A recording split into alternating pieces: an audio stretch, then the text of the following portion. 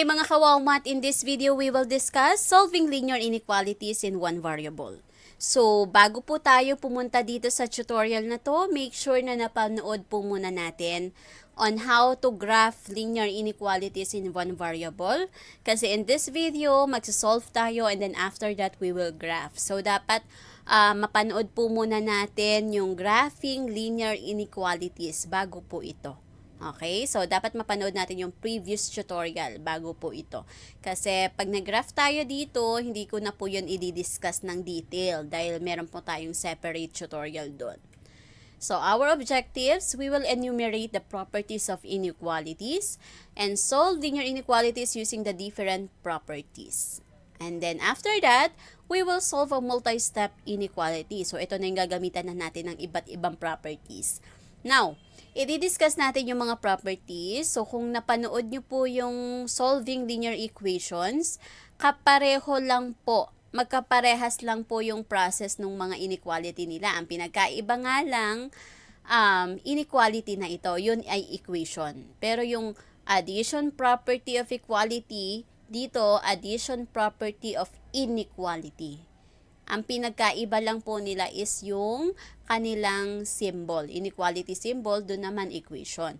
So, same process. So, kung napanood nyo po yun, madali na po to sa inyo. Okay. So, properties of inequalities, dito papasok ang transitive property. Okay. So, sa transitive property, if A is greater than B and B is greater than C, then A is greater than C. So, parang kagaya lang din to nung equation, 'di ba? So, if A is greater than B, kung si A mas mataas kay B at si B mas mataas kay C, ibig sabihin si A mas mataas kay C. Okay?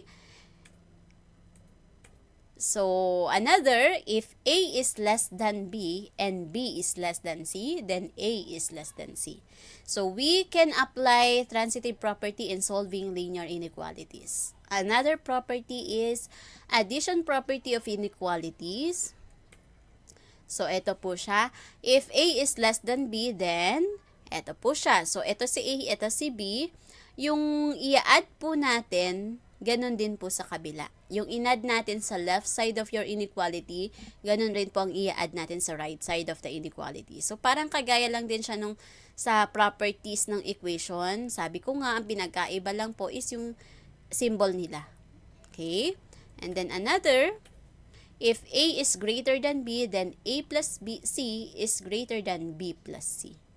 Okay? So, same lang po yung ina-add natin. And then, we also have the multiplication property of inequalities. We have, if the same positive number may be multiplied to both sides. So, ito yung kagaya nung sa equation na ginagamitan natin siya ng multiplicative inverse. So, this time, ganun din po, multiplicative inverse, pero ang pinagkaiba nga lang po niya is yung symbol natin. So, this time, inequality na tayo. Okay?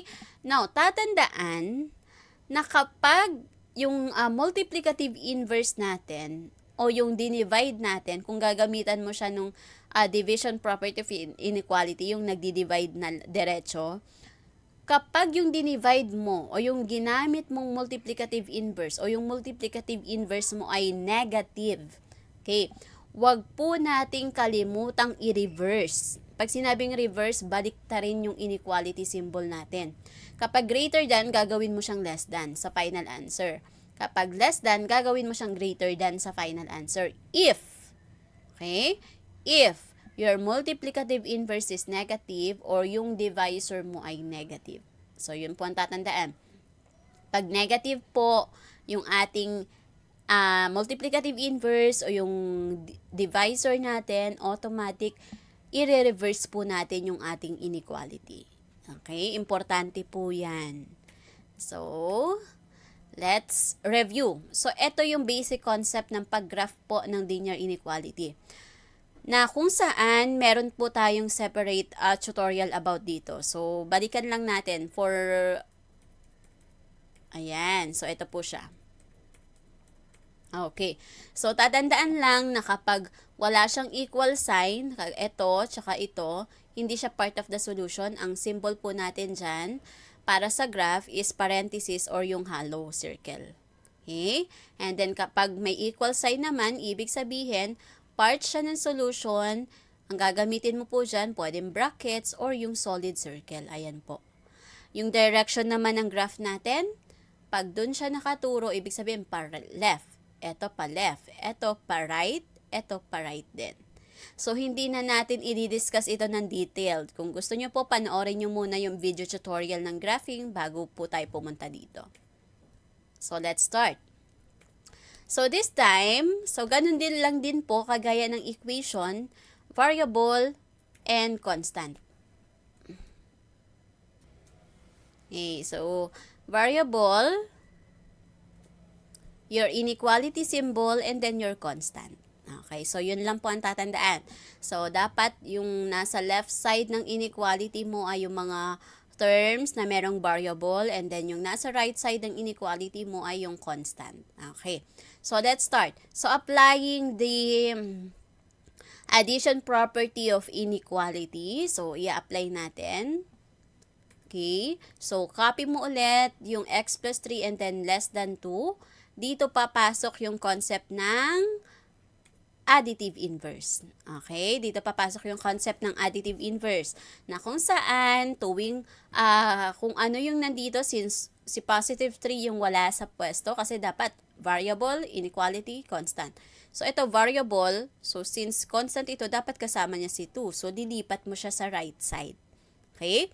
So, kapag naglilipat po tayo, okay, or para ma-eliminate natin ito, si positive 3, paano ba natin siya ma-eliminate? Gagamitan natin siya ng additive inverse.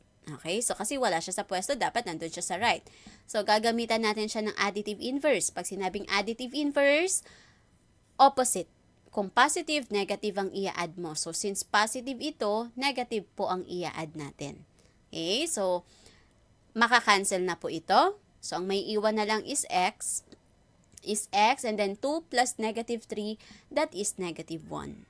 Okay, so our answer is x is less than negative 1. Okay, so kung ika-graph po natin siya, sabi ko nga, i-plot nyo muna yung endpoint. So, ito si negative 1. Okay, bakit siya not shaded? Kasi po, hindi siya part of the solution. So, wala siyang equal sign. And then, yung arrow natin, nakaturo siya sa left. So, pa-left tayo. Okay, now, you may write the set notation. So, ang set notation po natin, since dito siya nag-start, from negative infinity, nag-end siya sa negative 1. But take note, yung negative 1 natin, parenthesis po ito. Ibig sabihin, negative 1 is not part of the solution. Okay? So, parenthesis po ang gagamitin natin kasi ang option mo lang dyan kung parenthesis or bracket. So, parenthesis kapag hindi siya part of the solution, brackets kapag part siya ng solution. And then for infinity, negative infinity man yan or positive infinity, pag positive infinity sa kanan naman yan, lagi po tayong parenthesis doon. Okay? Next. Pwede mo siyang isulat din gamit ito. So, the set of all x such that x is less than negative 1. Pwede rin pong ganito. Pwede ito, pwede ito. Okay. Number 2. So, x minus 7 is greater than or equal to negative 4. So, ganun ulit. Wala ito sa pwesto, yung ating negative 7 kasi wala naman siyang variable. So, dapat ang kasama niya ay si negative 4. Okay? So, para ma-eliminate natin to, gagamitan natin siya ng addition property of inequality. So, ang gagamitin natin is yung additive inverse. So, since negative ito, negative 7, ang i-add natin ay positive 7, both sides of the inequality. Makakancel na natin ito. So, we now have x is greater than or equal to negative 4 plus 7, that is positive 3. Okay, so i-graph natin siya. I-plot nyo muna yung endpoint, that is 3. Bakit siya shaded? Bakit siya solid? Kasi po may equal sign. Ibig sabihin, si 3 kasama sa solution. Okay? And then, saan po ang direction ng graph natin? Since greater than, pag greater, laging kanan. Okay? Or simply, pwede mong gamitin na yung mismong inequality symbol. Since nakaturo siya dun sa kanan, kanan ang graph natin. Okay? Now, paano mo isusulat ang set notation nito? So, ang set notation niya, nag-start siya sa 3, hindi kagaya nito, nag-start siya dito sa infinity, bago nag-end siya sa -1. Ito, nag-start siya sa 3, so si 3 ang nandito sa left. Hanggang positive infinity. Okay. But as you can see, ang ginamit natin dito is a bracket. Bakit bracket siya? Kasi po, 3 is part of the solution. So, para maipakita mo sa set notation mo na yung 3 ay part of the solution, use bracket. Kapag hindi siya part, use parenthesis. Okay? Now, another way is ganito. So, the set of all x such that x is greater than or equal to 3. So, pwede rin pong ganito. Next. So, you may also apply transposition method. So, ito yung kapag diretso na, hindi mo na siya gagamitan ng additive inverse. Okay? So, I am showing you this para magkaroon kayo ng option kung ano sa tingin yung mas madaling way para mag-solve ng linear inequality. So, transposition is not a property. It's just a method. It's just one way of solving. Okay? So, pwede mo to gamitin kung gusto mo. So, transposition. When you transpose, always remember to change its sign. Okay? Okay, so do not forget to change the sign ha kapag kung gusto mo mag-transposition. Okay? So, wag po kalimutan mag-change ng sign kapag nagta-transpose tayo ng quantity sa other side of the inequality. So, let's have an example. So, yung kanina, in-apply natin yung API, Addition Property of Inequality. Now, this time, gamitin natin yung method ng transposition. Okay? So, ganun ulit, variable, inequality, constant. So, dapat magkakasama lahat ng may variable, lahat ng constant, magkakasama din. So, dito, dapat si 5, kasama niya si 10. Okay? So, lipat natin siya doon. Yun po yung tinatawag natin transpose. Okay, so x is greater than 10. Copy mo muna, x is greater than 10. And then, do not forget to change the sign. Magma-minus 5 ka ngayon dito kasi plus 5 ito. So, ang sagot mo po is x is greater than 10 minus 5 is 5. So, ganun lang po siya kasimple kapag transposition po ang gagamitin natin. So, pag ginraph natin siya, plot po muna natin yung endpoint. Ito yung endpoint natin. So, is it shaded or not? Not, kasi wala naman siyang equal sign. So, 5 is not part of the solution. So, dapat hindi siya shaded. Hollow lang dapat siya. Now, but where is the direction of the graph? So, ang graph natin, since greater than ito, ang symbol natin, pa-right. Or pwede rin naman gamitin mo ito, nakaturo siya sa right. So, dun din, pwede mong malaman kung ano yung graph niya. So, that is going to the right. Okay? How do we write the set notation? So, nag-start siya dito sa 5, papunta sa positive infinity. So, start tayo sa 5. Papunta sa positive infinity. Now, take note, 5 is not part of the solution. So, ang gagamitin mo dito ay parenthesis. Okay? Or another way, pwede ka pong gumamit nito, the set of all x such that x is greater than 5. Pwede rin pong ganito. Next. So, I have x minus 2 is less than or equal to 5. Again, wala siya dito sa pwesto niya. Dapat ang kasama niya ay yung kapareho niyang constant. So, transpose natin siya sa right side. So, do not forget to change the sign. Okay? So, magiging x is less than or equal to 5. From minus 2, magiging plus 2. Okay. So, x is less than or equal to 5 plus 2, that is 7. Okay, so x is less than or equal to 7. So, pag ginraph natin yan, plot first your endpoint. Ito po, yung boundary point, endpoint or boundary point. So, ito po siya. Is it shaded or not? Solid or hollow? It is solid. Kasi po, may equal sign. So, part of the solution yan. So, solid dapat. Now, so from here, saan ang graph natin? Pa left o pa right? Since less than ito, at nakaturo siya sa left, so pa left po tayo. Okay, now, since pa left po siya, tapos nag-end siya dito, ibig sabihin, ito ang ilalagay natin sa kanan sa set notation. Ayan po. So, ito lang din po ang palatandaan nyo dyan. Nag-start siya sa 5, papunta doon. Ito, nag-start siya dito sa infinity, papunta sa 7. So, yung 7 mo, dito mo siya ilagay sa kanan. Now, so negative infinity kasi papunta to sa negative pag dire-diretso yan. So, negative infinity hanggang positive 7, which is 7 is part of your solution set. Okay? Kaya ang ginamit ko dito ay brackets kasi shaded siya. Part siya ng solution, so brackets po ang gagamitin natin. Or, pwede rin pong ganito, x such that x is less than or equal to 7. Okay, marami po tayong way ng pagsulat ng set notation. So, dapat alam po natin kung paano siya isusulat kasi gagamitin nyo rin po to sa grade 8 and 9, lalo na sa 9. Okay. So, I have here, dito naman, i-apply natin yung MPI or multiplication property of inequality, wherein we are using the multiplicative inverse. So again, ulitin ko, kapag multiplicative inverse, ang kinukuhanan po natin ng multiplicative inverse ay yung coefficient ng variable mo. Okay? Coefficient ng variable mo. So kagaya nito, yung iba kasi ang ginagawa, ito, pwedeng ito sabi, ma'am, negative 1/2. No. Kasi hindi naman siya coefficient ng variable. Ito po yung may variable. So, itong coefficient niya ang ikukuhanan natin ng multiplicative inverse. So, since ito ay 1, ito ay 3, 1/3, ang reciprocal or ang multiplicative inverse niya ay 3. Okay? Ganun din sa kabila. Ilagay mo rin siya sa kabila.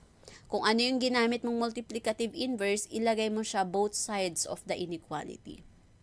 Now, so makakancel na to. So, ang may iwan na lang po ay x. So, x is less than negative 2 times 3, that is negative 6. Okay, so x is less than negative 6. Graph natin siya. So, i-plot muna natin si boundary point or si end point. So, it is not shaded kasi wala siyang equal sign. Ang direction ng graph natin is going to the left. Okay, next. Set notation, so nag-start siya sa negative infinity. So, from negative infinity up to negative 6, which is parenthesis kasi negative 6 is not part of the solution. So, parenthesis ang gagamitin natin. Next, you may also write x, the set of all x such that x is less than negative 6. Another. So, I have here negative 2/3 x is less than or equal to negative 6.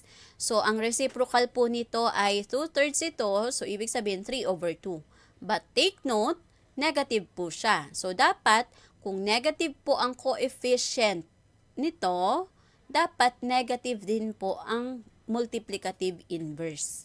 Okay? So, that is negative 3/2. Ganun din po sa kabila. Okay. So, makakancel na to. Cancel, makakancel na rin yan. So, ang maiwan na lang po is x, 1 na lang po yan.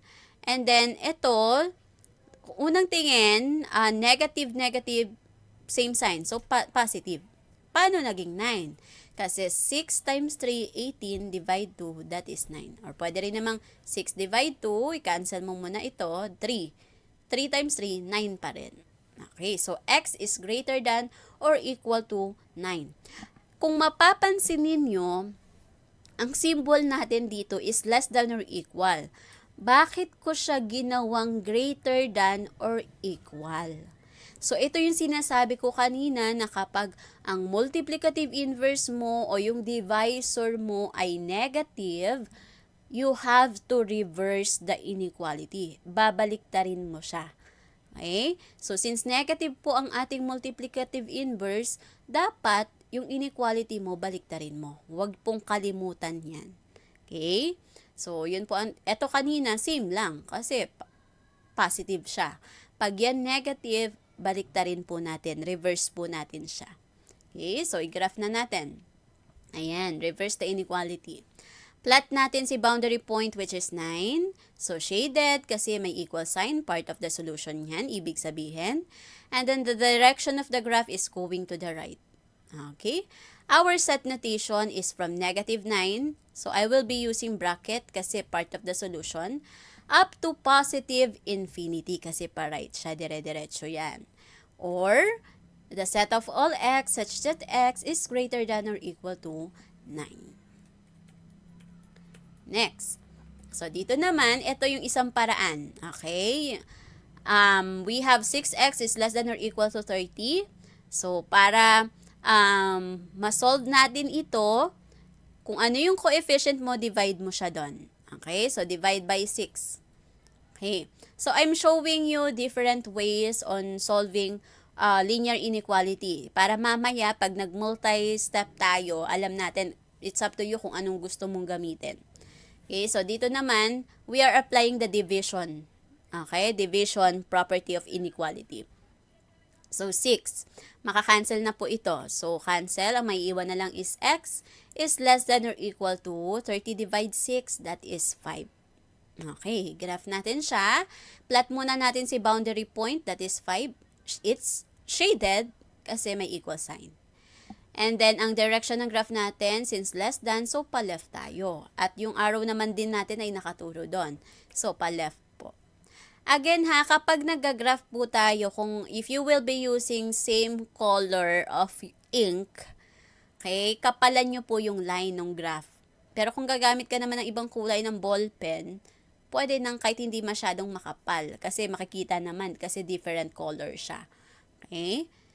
So, next. Set notation. So, from negative infinity, nag-end siya sa 5. So, ayun po. Bracket, kasi 5 is part of the solution. Or pwede rin po ito, the set of all x such that x is less than or equal to 5. Next. So, since ito ay negative 3, di-divide natin siya both sides by negative 3. So, makakancel ito. We have x is greater than or equal to 12 divided by negative 3. This is negative 4. Bakit ko po ni-reverse yung inequality? Kasi po, our divisor here is negative. Diba kanina sa multiplication property of equality, yung previous slide natin, kapag ang multiplicative inverse mo negative, nagre-reverse tayo. Ganon din po dito. Pag ang divisor mo ay negative, i-reverse mo din siya. Okay, so do not forget to reverse the inequality. So, x is greater than or equal to negative 4. So, i-graph natin. Plot your boundary point or yung endpoint mo. So, negative 4. And it is shaded kasi may equal sign. Now, by looking at the inequality, the graph goes to the right. Okay, our set notation is from negative 4. This is a bracket kasi this is part of the solution. Up to positive infinity. Okay, kasi pakanan siya. Or, the set of all x such that x is greater than or equal to negative 4. Now, let us solve multi-step inequality. So, I have here 12x minus 5 is greater than or equal to 1. So, apply na natin lahat ng properties na natutunan natin kanina. So, we have 12x is greater than or equal to 1. Since ito ang wala sa kanyang pwesto, kasi 'di ba dapat magkakasama lahat ng may variables at lahat ng constant magkakasama din. So, ito wala siya sa pwesto. So, ito ang ililipat natin sa right. Okay? So, from minus 5, magiging plus 5 yan. Okay po? So, actually, I am applying the transposition method. Okay? So, transposition method. Kasi, para sa akin yun ang mas mabilis. So, 12x, okay, is greater than or equal to 1 plus 5, that is 6. And then, apply ko yung DPI. So, ayan. So, divide by 12, divide by 12, so makakancel po ito. So, x is greater than or equal to 1/2. Hindi yan 12 divide 6 ha, yung iba. Ang isasagot dyan, 2. Okay, hindi po yan 12 divide 6. Ito po ay 6 divide 12. So, that is 1/2. I-lowest term po natin. Okay? So, i-graph natin siya. So, paano siya i-graph kapag fraction ang boundary point? So, 1/2 means kalahati. So, ibig sabihin wala pa siya sa isang buo. So, kung ito yung 1, 1/2 lang, edi kalahati. Okay, so dito siya. Ayun, so may naligaw. Okay, so dito po siya. Okay?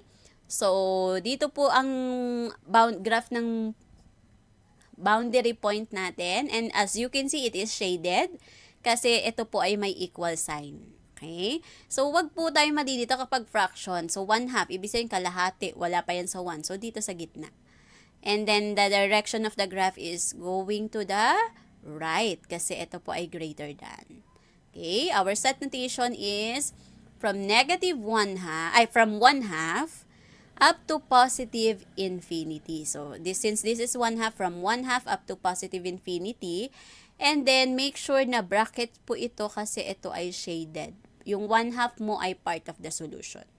Okay? Next. Or x is less than, x is, the set of all x such that x is greater than or equal to 1/2. Okay, another example. So, I have here 3 times the quantity of 2 minus x is less than 9. So, paano kapag may ganitong parenthesis na? So, apply lang po natin yung distributive property. Okay, wag nyo munang pansinin itong naligaw na una siyang lumabas. Okay, so, apply natin yung distributive property. 3 times 2 is 6. 3 times negative x is negative 3x. Okay? 3 times 2, 6. 3 times negative x, negative 3x is less than 9.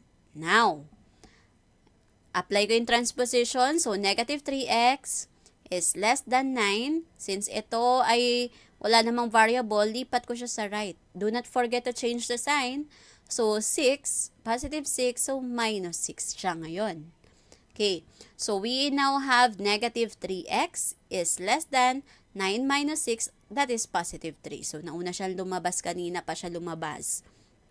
Okay, so positive 3. So, divide both sides by, so since negative 3 ang coefficient mo, divide mo siya by negative 3. Okay, so makakancel na siya. So, our answer is, x is less than. Bakit naging, x is greater than? Bakit naging greater than? You have to reverse the inequality kasi po negative po ang ating divisor. Okay, so wag po kalimutan. Kapag negative po yan, yung multiplicative inverse o yung dinivide mo dito, wag pong kalimutan mag-reverse ng inequality. Babaliktarin mo po siya. So, magiging x is greater than 3 divided by negative 3, that is negative 1. That is graph.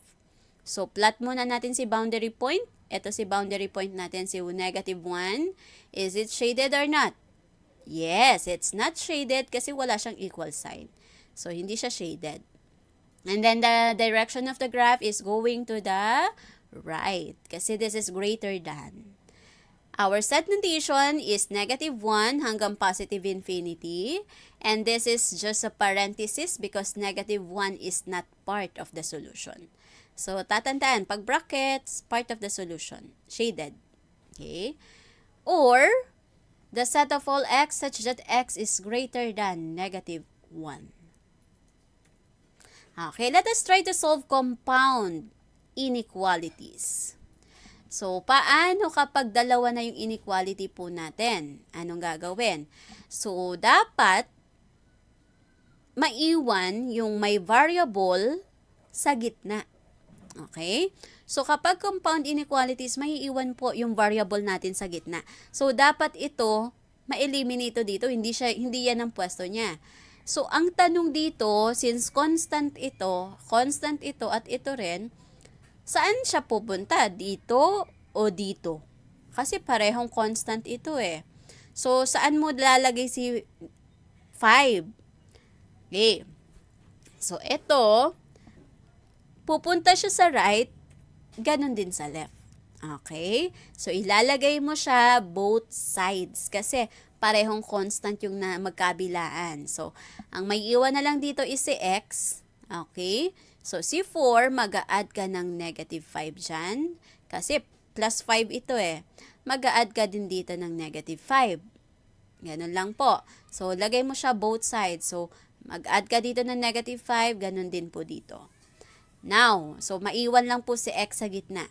So, simply sagutin natin. So, negative 5 plus 4, that is negative 1. 7 minus 5, this is 2. So, our answer is x is greater than or equal to negative 1 but less than 2. Okay? Yung iba nalilito sa pagbasa nito ha, ma'am, bakit po ang basa nyo po ay greater than or equal to? Ang symbol natin ay less than or equal to. Kasi po, baliktad yung pagbasa natin. Okay? X is greater than or equal to negative 1, but less than, tingnan nyo to, ang basa ko dito less than. Kasi x pa rin, x is less than 2. Pag ganun ang basa ko. Ito kasi, pag ganon, pabaliktad tayo. So, pabaliktad rin ang basa mo dyan. So, let us graph. So, plot po natin yung dalawang boundary points. So, 2 and negative 1. So, 2, ito yung x is less than 2. Ito yung x is greater than or equal to negative 1. So, tingnan nyo ha, binaliktad ko siya kasi pabaliktad to. Okay? So, binaliktad ko siya para mas madali nyo makita. X is greater than or equal to negative 1. Now, kung paano mo kasi siya binabasa, ganun mo siya isusulat. Okay? So, i-plot natin siya. So, x is less than 2. So, ito si 2, hindi siya shaded, going to the left. Pa-left siya. Okay? Pa-left. So, x is less than 2. Ito naman, si negative 1, shaded. Okay? Shaded yan. Kasi may equal sign. And then, pa-right naman siya. So, as you can see, magmi-meet sila sa gitna. Okay, so our set notation here is from negative 1 hanggang positive 2. Yun nga lang, si 2 is not part of the solution. So, ito lang po ang naka-brackets dyan, yung negative 1. Si 2 hindi, kasi hindi naman siya kasama. Or, pag sinusulat natin siya ng ganitong way, so, ganito mo siya, ilalagay po natin si x sa gitna. So, the set of all x such that x is greater than or equal to negative 1 but less than 2. Okay, so ulitin ko ha, huwag po tayo malilito. Kapag nagbabasa po tayo, x is greater than. So, pabaliktad ang basa ko kasi pag ganun ako. Okay? Pag nagbabasa tayo ng pabaliktad, baliktad, ito kasi ang common mistake at nalilito tayo. Ma'am, bakit ang basa mo dito ay less than, ay greater than, ito ay less than? Kasi po, hindi naman ako dito nag-start magbasa. Okay? So, lagi po natin uunahin basahin yung variable. Okay? Next. So, ito naman. So, we need to transpose positive 3, both sides of the inequality. So, may iwan na lang is 2x, so negative 3, and then 7. So, lagay natin plus 3 to, so minus 3, minus 3. Okay? So, simplify natin. 2x, negative 3 minus 3, that is negative 6. And then 7 minus 3, that is positive 4. Kaya lang, meron pa siyang coefficient. So, ibig sabihin, hindi pa po ito ang sagot. Hindi kagaya nito na wala na siyang coefficient. I mean, 1 na po yung coefficient niya. So, okay na yan. Kaya lang dito, meron pa siyang coefficient. So, ibig sabihin, we still need to divide it by 2 para makancel natin ito. So, makakancel na ito. Ang may iwan na lang is x. Divide natin to. Negative 6 divide 2 is negative 3. 4 divide 2, that is positive 2. Okay, so ito na po ang sagot natin. Kailangan 1 lang po ang coefficient ng ating variable. So, let us graph. So, ito po yung x is less than 2. Ito yung x is greater than negative 3. Okay. So, i-plot natin yung ating mga boundary points. So, ito po, since wala siyang equal, so hollow. Wala rin tong equal, so hollow lang din. Okay? Hollow lang po. Now, less than 2, so pa-left ang graph natin. Ayan, nauna na siyang pinakita ko kanina. Ayan, pa-left. Okay. And then, ito naman, si negative 3, hollow din siya. Pa-right naman, kasi greater than, dun siya nakaturo, pa-right. So, mag-meet sila dito sa gitna. Ayan po siya. Okay? So, ang set notation natin dyan is from negative 3 to 2, yung mga boundary point natin. So, negative 3 is not included as well as 2. So, parenthesis po ang gagamitin natin. And then, pwede rin ito, the set of all x such that x is greater than negative 3 but less than 2.